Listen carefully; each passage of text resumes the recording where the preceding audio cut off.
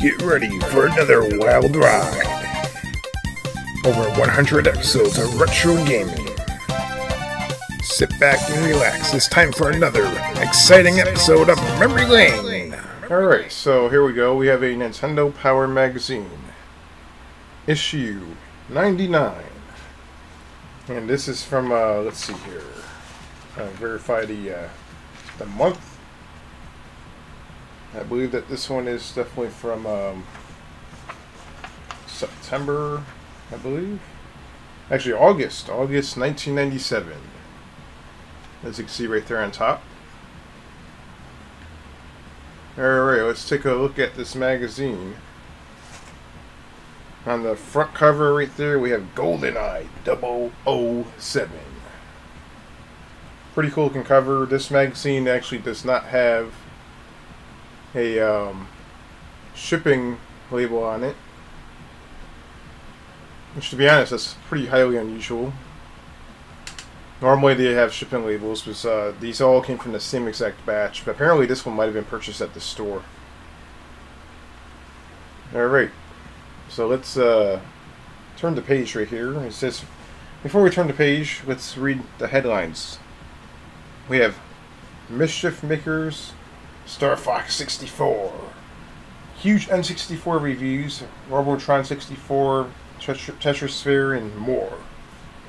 We have some Game Boy news down here. Ken Griffey Jr. presents MLB, Tetris Plus, all kinds of stuff. Okay, so this was originally $4.95 back in the day, as you can see right here at the bottom.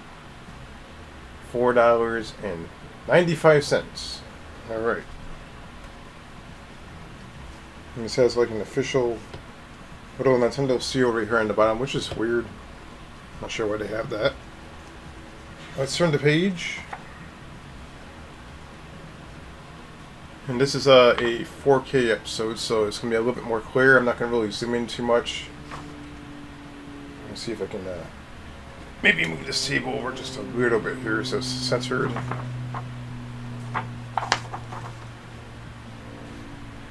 Alright, so right here.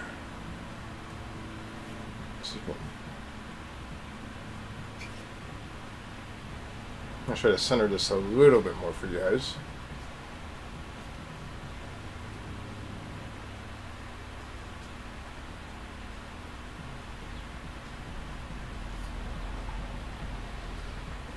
That's probably the best it's going to get. Alright, let's focus.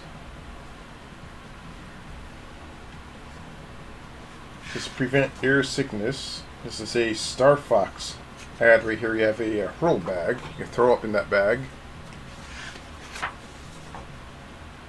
And of course, you can subscribe to more issues on Nintendo Power. Read Nintendo Power magazine, gives you the whole rundown. And right away, the table of contents is definitely 007 GoldenEye themed. You can see all kinds of 007 stuff going on here. Pretty crazy stuff. You have screenshots.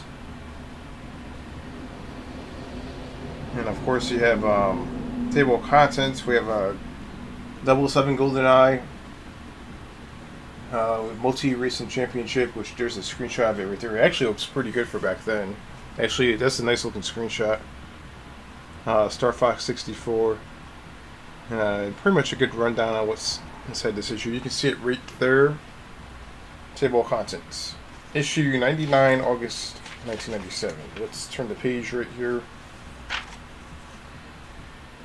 And of course we have ourselves some great looking drawings right here.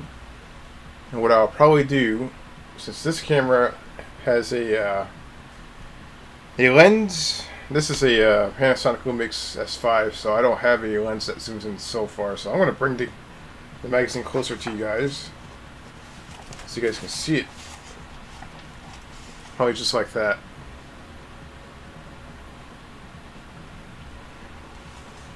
I'm not going to bend the pages up or anything like that, but I'm just going to bring it a little bit closer so you guys can see it. And we got some Yoshi, Mario Kart looking drawings right there. Looks pretty cool. We got an F-Zero one right here. That's actually not F-Zero. That looks like Mega Man, actually, not F-Zero. That's Mega Man. Pretty cool drawing. It looks like we have a Turok one right here. Let's see if we can look at that real quick. Turok. Tron. Down here in the bottom, we got another Mario Kart. Apparently, Mario Kart is quite popular during this time. Still is. Donkey Kong Country 3. We still have a Super Nintendo gamer right there. And what else do we have? Let's see here. See if we can actually squeeze these in so you guys can see them. We have Star Fox and Kirby Kart. A couple of genres right there. That's pretty cool. Alright, let's put this back down. There may be some additional drawings right here. Let's focus that camera.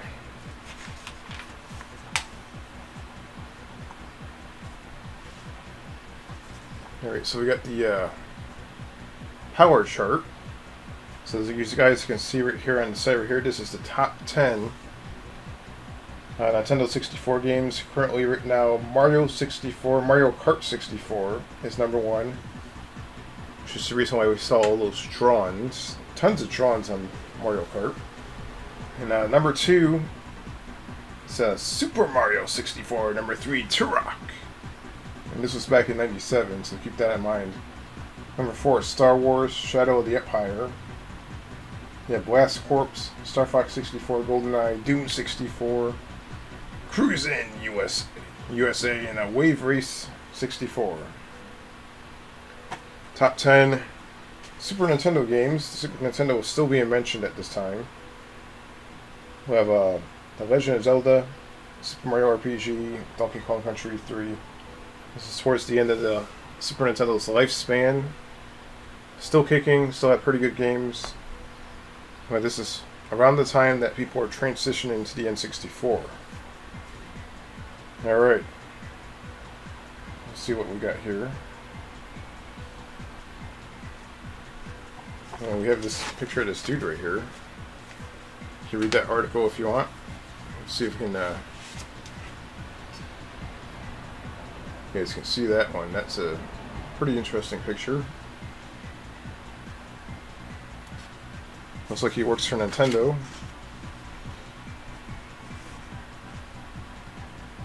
It says Team Nintendo rolled out a van equipped with loads of N64s and new games to preview. So that's what that picture's all about right there. That's pretty cool.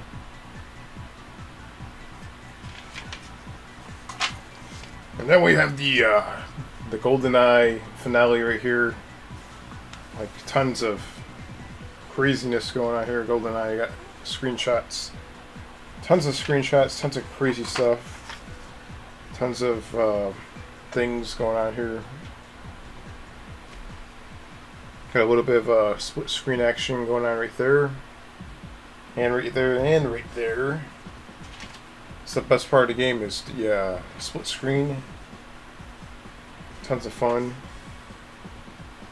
And they give you like the cool map layouts. That's definitely what's cool about the old Nintendo Power magazines. You can definitely see the map layouts, and it's really, really awesome. On a lot of old school games, especially the 2D games, like the old NES games, they would have a huge map layout for the platform. And this is great.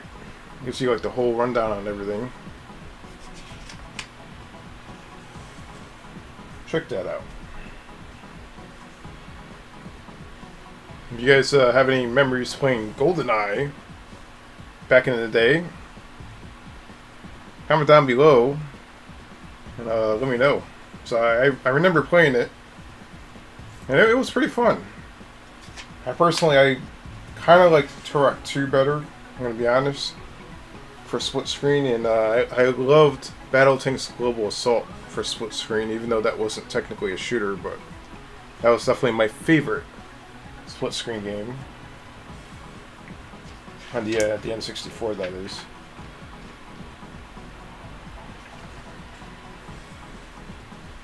And this game has a lot of stuff in it. Look at this. Tons of blueprint maps.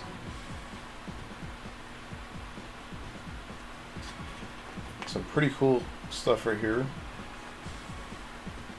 And more maps. I guess this is each mission 6, so this is each level right here. This the train level. I do remember that level. It gives you like a whole rundown on where everything is right there, as you can see.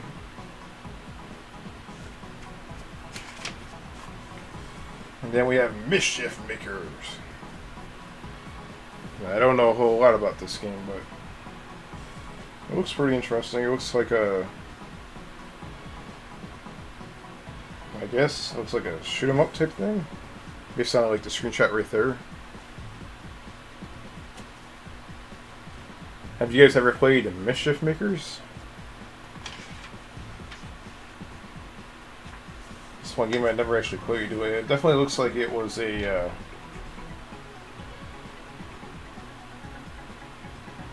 something that came out of Japan, despite the way the characters look. All these characters have a definitely like an anime Mega Man looking type thing.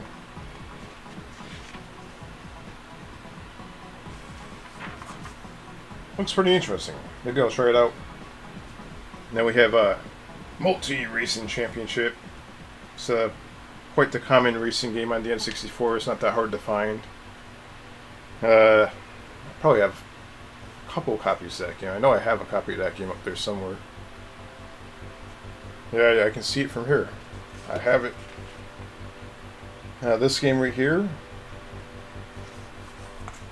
Just a basic racing game. You know, for back then, obviously this game was pretty cool. Especially if you're transitioning from like a Super Nintendo to an N64. You know, playing a game like this is like pretty awesome.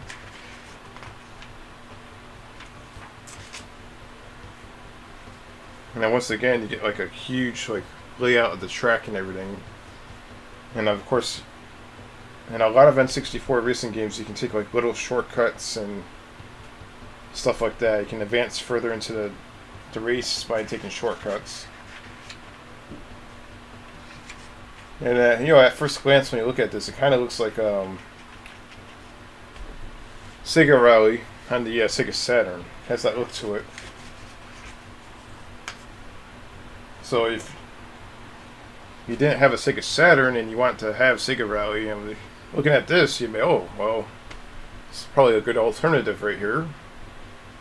Now, I don't quite remember how this game plays, so I don't know for sure if it's like Sega Rally. But judging by the screenshots, it kind of looks close to it. Now, I doubt that anything's going to be as good as Sega Rally, though. Sega Rally is like the best when it comes to that type of game.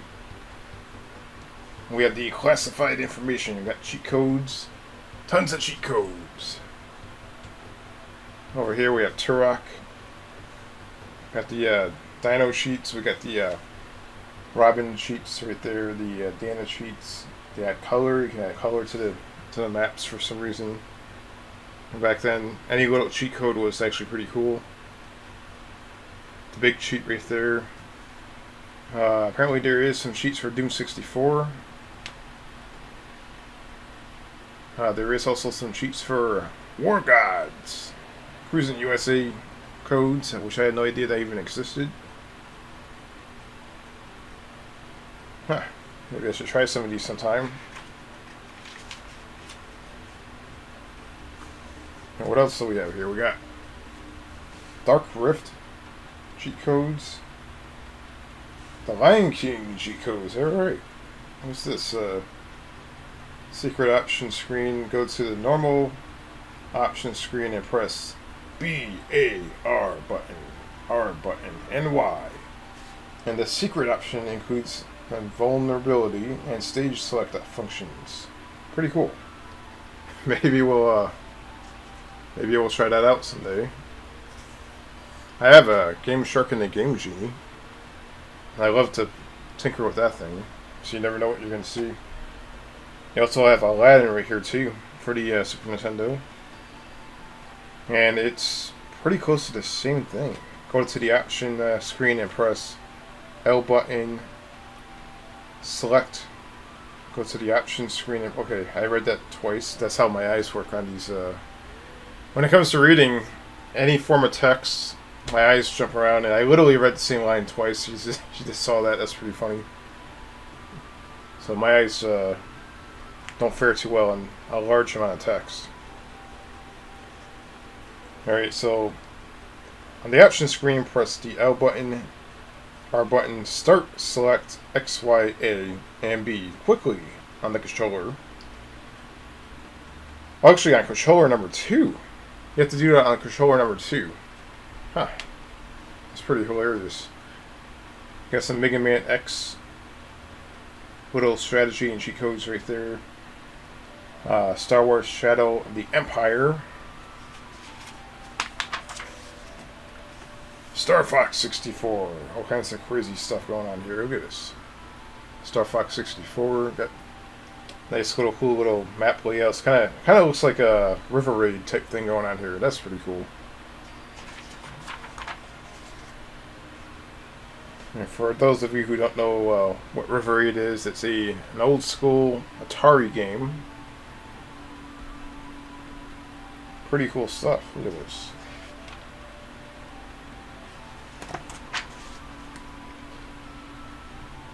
Got some more map layouts and some more old school looking imagery of Star Fox characters and cool looking stuff right here. Look at that. For those of you who like Star Fox, there you go. Got some cool stuff right here. Let me see if I can show the brightness a little bit here.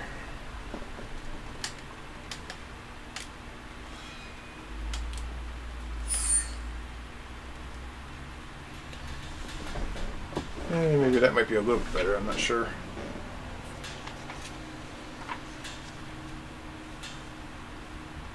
Some more cool looking stuff right here from Star Fox.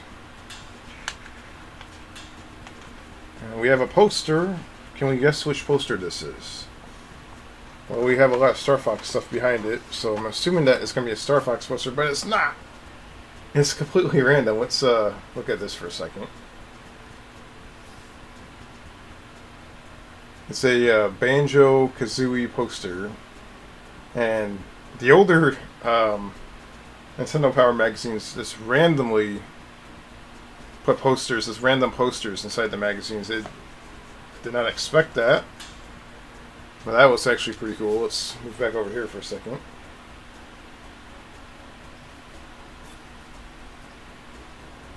Alright, let's get this camera back into position. It's the only time that we really want to move this camera is to see the glorious Nintendo Power poster. And August 1997, Banjo Kazooie. We got what, Tetrasphere? Is that what this is? Tetrasphere.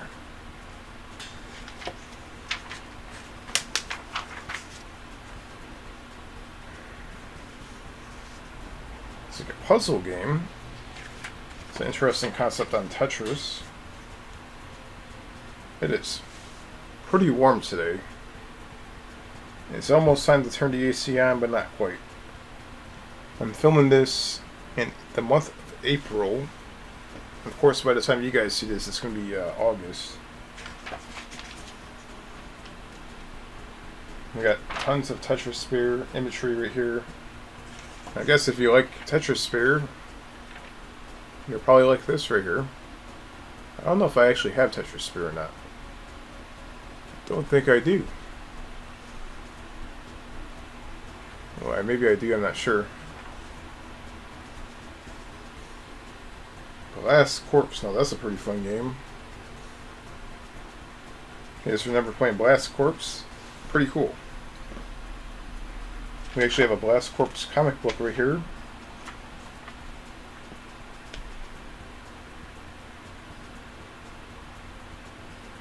Pretty cool comic artwork.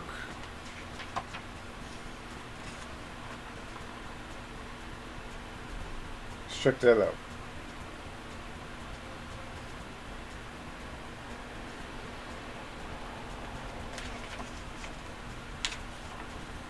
I never knew that there was a Blast Corps comic section inside of a Nintendo Power magazine until now. It's actually completely unexpected. I did not expect that. You see, it's made by Dark Horse Comics from back in the 90s. And then we have Robotrons. Here's another game that's pretty obscure. I mean, Robotron, it's not exactly too uncommon, but it's still an obscure game. Not too many people really speak about this game too much. And there you have the screenshots of it. It's not exactly aesthetically the most greatest looking N64 game, but you know, keep in mind this was 97, so the N64 is still pretty new. And you know, it kind of looks like something, to be honest, that you would see on the Atari Jaguar.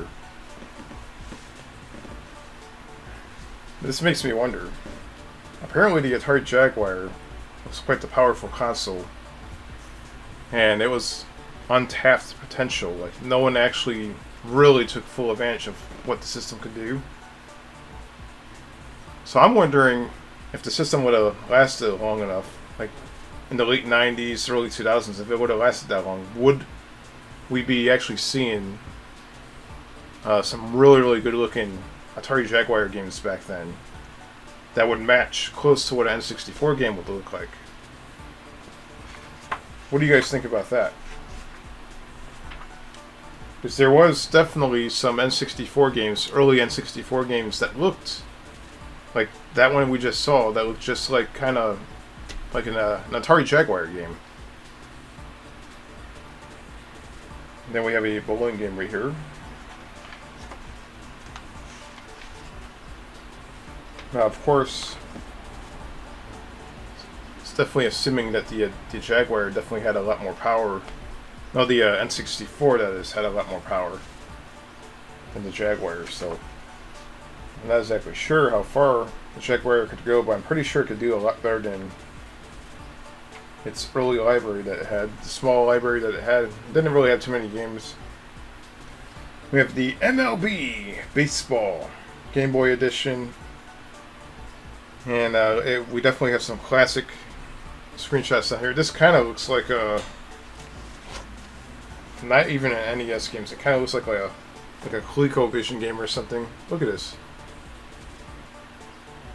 That is pretty cool.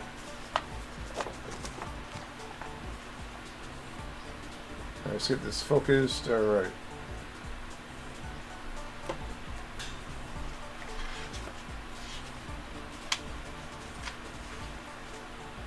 Pretty cool looking stuff. Got some more screenshots.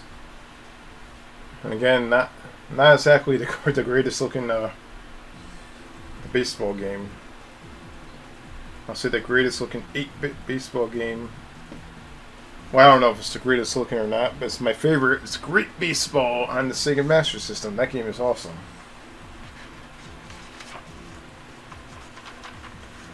Turn that page, and you got all kinds of stats and crazy stuff here. If you like baseball, this might be the thing for you right here. I'm actually getting back into collecting old school wrestling cards. That's becoming a thing again. A lot of people back in the day collected old school wrestling cards, trading cards, and they kind of like fell off in popularity. But now they're coming back. Definitely get yourself a binder and start collecting, even if it's not wrestling cards. Collect baseball cards or whatever. And what do we have here? Mace Dark Age Arcade Cabinet. And it looks like some sort of fighting game made by Midway. I'm going to be honest, I'm not exactly 100% familiar with that game. It's not a fighting game that I'm exactly familiar. I'm not familiar with that one, to be honest. I'm going to be honest with you. I might have played it once or twice. That's probably about it, though. And we got the Counselor's Corner.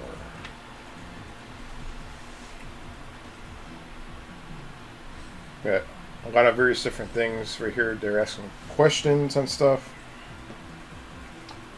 Little tips. Like how do I climb the barrels and barrel drop bounce in Donkey Kong right here on the bottom.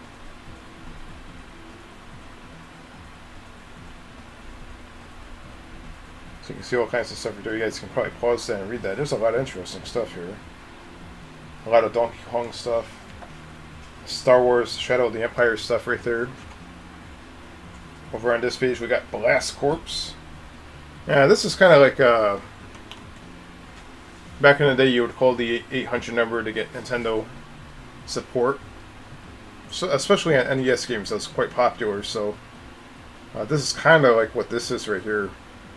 They give you like a little hint on various different things, and then of course, if you really get stuck on something, you call them up, and they have a huge binder full of tips and stuff. They'll actually help you out with that. Now they would have cubicles. I actually saw a video on it. They would have cubicles, and each specific person would specialize in certain games, and they'll have a binder for each game filled with tips. And it would actually work, though. They would actually help you out. Well, of course, now you have the internet, so most people would never actually consider doing something like that nowadays. But back then, that was quite the thing. I never actually used it myself, but a lot of people did. And we got the Tetris Plus. And they have a rundown on the history of Tetris right here on the bottom, right here. I'm assuming this is for the Game Boy. Yeah, this is Game Boy. Pretty obvious with the way the graphics look and everything. And look at that. We got the Game Boy. You guys can see that right there.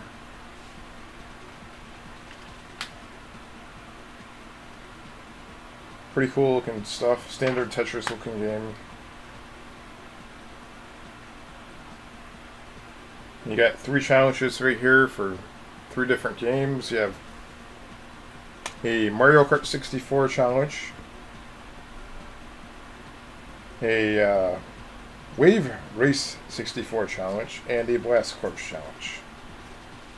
We'll see if you guys can do that. This is what is your best time for the Moo Moo Farm course? This is Nintendo Mario 64 player guide. Cites 1 minute and 22 seconds. Has an advanced time to shoot for time trial mode.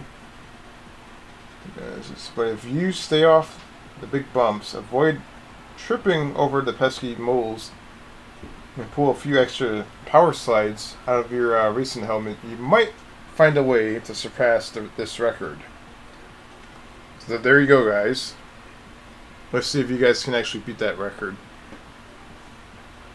There's a ton of Mario Kart speedrunners. I'm pretty sure that record's been beaten 10 times over. And here we have the arena right here.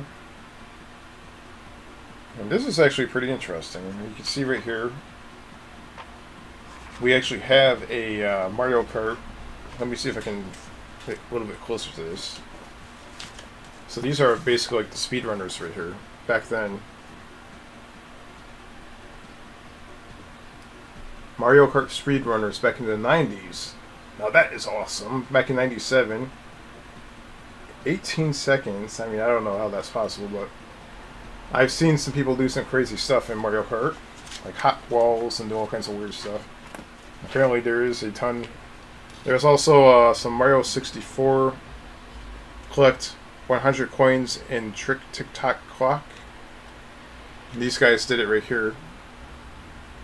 I'm not exactly sure how they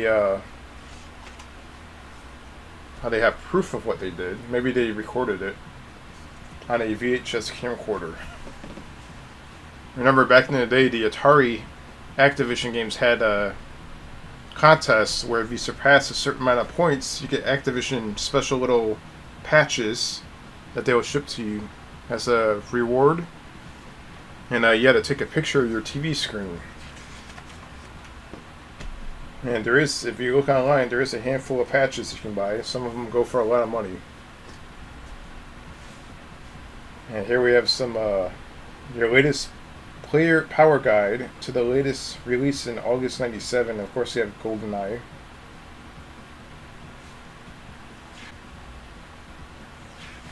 There we have Goldeneye, and of course, I had to restart the camera. Tetris Sphere. Got the bowling game. This, I guess, Goldeneye. It's definitely the biggest thing in this issue. There's nothing too exciting. I mean, you had a Banjo Kazooie poster, which is pretty cool. And speaking of Banjo Kazooie, we have Conquerors Quest right here, and Banjo over here. And there you go. Speaking of the devil, there he is. So those actually, probably the eye catchers on this. And what do we have here? Here we go. This is pretty cool. Now this is something that makes this magazine shine. August '97. I guess this is a some E3 reports live in Atlanta. Let's look at these images up close. Alright, we have a Banjo Kazooie little booth right there at E3 '97. There's some pretty looking cool stuff right there. Looks like some Goldeneye.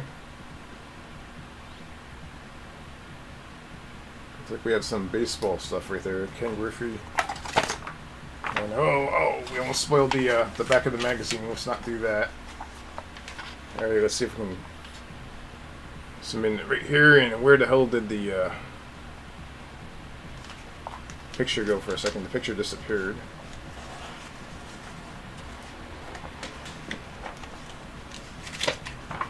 What I'm probably going to do is I'm going to take the camera off like that and just put it back. It's a little bit easier. This camera is pretty heavy. I have Duke Nukem right here. And there we go. We got some pretty cool stuff from E3. Let's see if we can get this back on here. Alright. And there will probably be more images over here as well.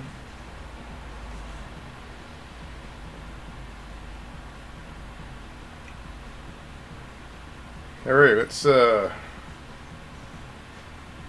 definitely take a look at this. This is pretty interesting. There is actually a pretty strong presence for Superman at E3 '97, and we all know how that turned out. Let's take a look at that up close. I'm going to take the camera off here for a second. It's a screenshot of Superman, and then of course we have, they had a whole display for Superman right there. And that is actually a Kemco surprise. I'm not sure what they're speaking of. A Top Gear rally. And look at that controller. And check this out. Check that out. Got all kinds of crazy stuff going on. What is this?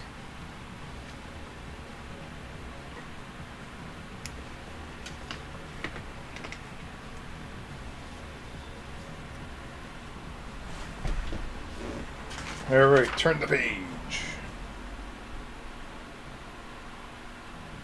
And we have a interesting picture down here. Look at this.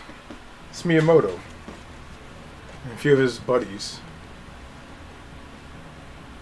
That came out of nowhere.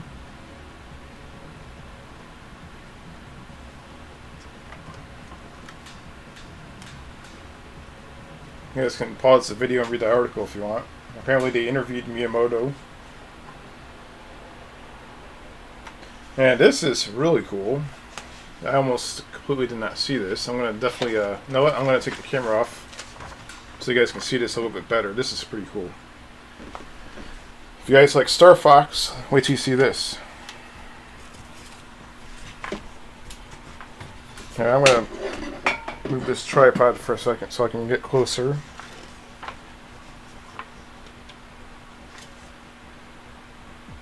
check that out. That is pretty cool.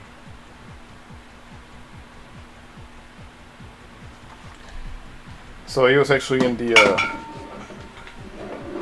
Darwing.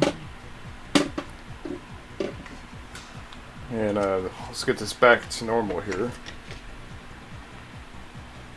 Alright, that's not quite back to normal. I don't want this thing to fall.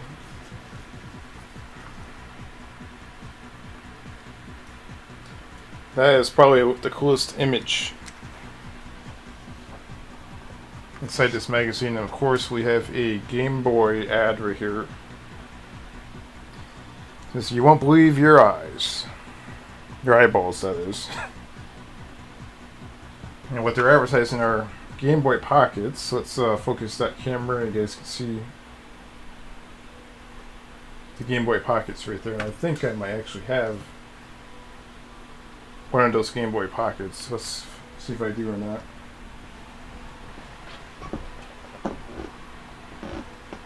Oh, I have a Game Boy Color and a regular Game Boy. I guess I don't have a Game Boy Pocket. But I remember having the green one back in the day. That same green one that's right there.